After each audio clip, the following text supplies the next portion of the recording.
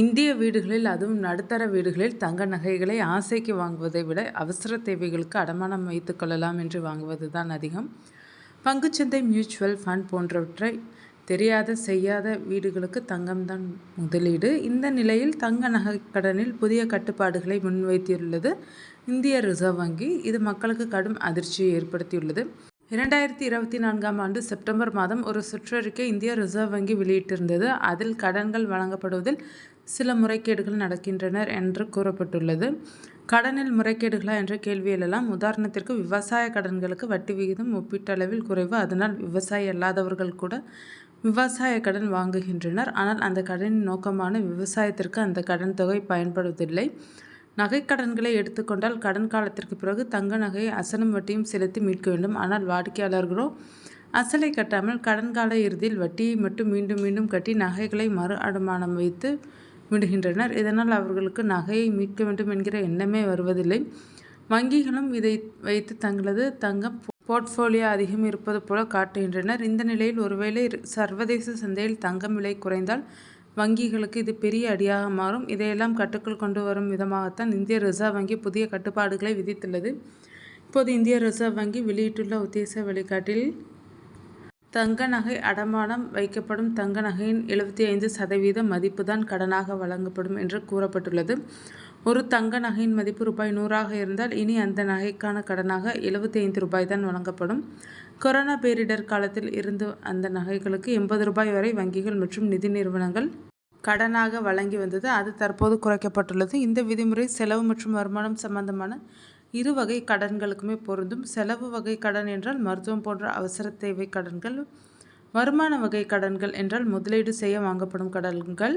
தங்க நகை அடமான கடனில் புல்லட் ரீபேமெண்ட் கடன், இஎம்ஐ கடன் என எந்த கடனாக இருந்தாலும் தங்க நகை மதிப்பில் 75% தான் கடனாக வழங்கப்படும். புல்லட் ரீபேமெண்ட் கடன் என்றால் அசல் வட்டியும் ஒன்றாக கட்டி முடிப்பது. இஎம்ஐ கடன் என்றால் மாதம் கட்டப்படும் தொகையில் கழியும் அசல் மற்றும் அந்த அசலுக்கேற்ற வட்டியை கட்டுவதாகும். இதில் புல்லட் பேமெண்ட் கடன் வாங்குபவர்களுக்கு சிக்கல் உண்டு. ஒருவர் ரூபாய் 50,000 மதிப்புள்ள நகையை அடமானம் வைக்கிறார்கள் என்று வைத்துக்கொள்வோம். வங்கி வட்டி அதற்கான 75% கிட்டத்தட்ட ரூபாய் 37,500. இந்த 37,500 ஆரம்பத்திலே ஒரு மாதத்திற்கான வட்டி விகிதம் குறைத்து கொள்ளப்பட்டு தான் தரப்படும். அதாவது கடனுக்கான வட்டி விகிதம் 10% என்றால் கடன் கொடுக்கப்படும் போது 10% வட்டி தொகையான ரூபாய் 1952 கழிக்கப்பட்டு கிட்டத்தட்ட ரூபாய் 35,500 தான் தருவார்கள். ஆனால் இஎம்ஐ கடனில் தங்க நகையின் மதிப்பான 75% அப்படியே தரப்படும். 2 அடமானம் வைக்கும் நகை தங்களுடையது தான் என்பதை காட்ட பில் ஒரு ஆதாரம். ஆனால் அதை பத்திரமாக வைத்திருப்போம் என்று கூற முடியாது. அதனால் நகைகளுக்கான டிக்ளரேஷன் சான்றிதழை வங்கிக்கு வாடிக்கையாளரை எழுதி கொடுப்பது நல்லது. நகைக்கான தர சரிபார்ப்பு என்பது இப்போதும் நடக்கும் வழக்கம்தான். தனிநபர் 1 கிலோ தங்கம் வரையில் தான் அடமானம் வைக்க முடியும். ஒருவேளை தங்க நாணயங்களாக அடமானம் வைக்கிறார்கள் என்றால் 50 கிராம் வரையிலும் அடமானம் வைக்கலாம். 999 தரத்திலான வெள்ளி நகைகளை அடமானம் வைக்க முடியும். தங்க ஆபரணங்களுக்கு மட்டுமே கடன்கள் வழங்கப்பட வேண்டும். ஆபரணம் அல்லாத தங்க கட்டிகளுக்கு கடன் வழங்கப்பட மாட்டாது. தங்க நகை கடனை திருப்பி செலுத்திய 7 வேலை நாட்களில் வங்கி அல்லது நிதி நிறுவனம் அடகு வைக்கப்பட்ட நகைகளை திருப்பி தந்துவிட வேண்டும். தாமதிக்கும் ஒவ்வொரு நாளுக்கும் ரூபாய் 5,000 கடன் வழங்கிய நிறுவனம் வாடிக்கையாளருக்கு செலுத்த வேண்டும்.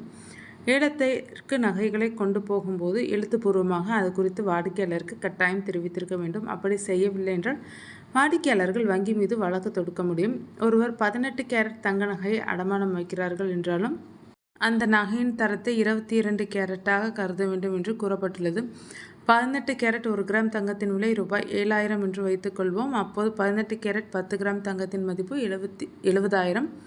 22 கேரட் 1 கிராம் தங்கத்தின் விலை ரூபாய் 8,500 என்று வைத்துக்கொள்வோம். மேலே கூறிய 70,000ஐ 22 கேரட் 1 கிராம் தங்கத்தின் விலையோடு வகுப்பார்கள். அப்போது 8.2 கிராம் தங்கம் தான் கணக்கிடப்படும். இந்த 8.2 கிராம் தங்க மதிப்பில் 75% தான் கடனாக வழங்கப்படும். ஆனால் தமிழ்நாட்டில் ஒரு சில வங்கிகளில் தான் 18 கேரட் தங்க நகை அடமானமாக பெற்றுக்கொள்ளப்படுகிறது என்பது குறிப்பிடத்தக்கது. வங்கி சேமிப்பு கணக்கில் இருந்து மாதம் கடனுக்கான அசலையும் வட்டியையும் எடுத்துக்கொள்ளலாம் என்று வாடிக்கையாளர்கள் நிர்ணயித்திருக்கிறார்கள் என்று வைத்துக்கொள்ளும். கடன் தொகை அப்படி கட்டியான பிறகு 2-3 ஆண்டுகளுக்குள் தங்க நகைகளை வாடிக்கையாளர்கள் மீட்டுக்கொள்ள வேண்டும். வாடிக்கையாளர்கள் அதை செய்யவில்லை என்றால் வங்கி அல்லது நிதி நிறுவனம் வாடிக்கையாளரின் வாரிசுதாரரை கட்டாயம் அணுக வேண்டும். அப்படி கிளைம் செய்யப்படாத தங்க நகைகளின் தகவல்களை வங்கிகள் மற்றும் நிதி நிறுவனங்கள் இந்திய ரிசர்வ் வங்கியிடம் தெரிவிக்க வேண்டும்.